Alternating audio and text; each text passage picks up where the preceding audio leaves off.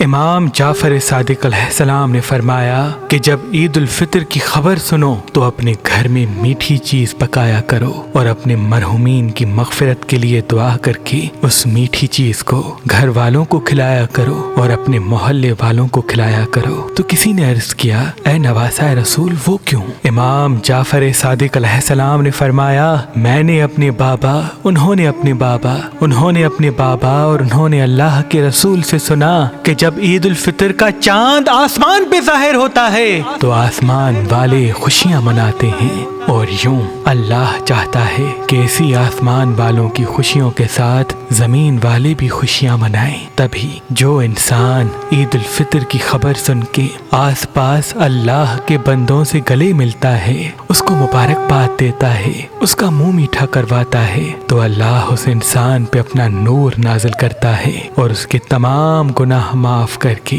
اس کی تمام دعاؤں کو قبول کر دیتا ہے۔ اس کے آنے والے مقدر میں جو پریشانیاں ہوتی ہیں اس کو ختم کر دیتا ہے، کیونکہ عید الفطر کا چاند اللہ کی رحمت، مغفرت اور دعاؤں کی قبولیت کا اعلان ہوتا ہے،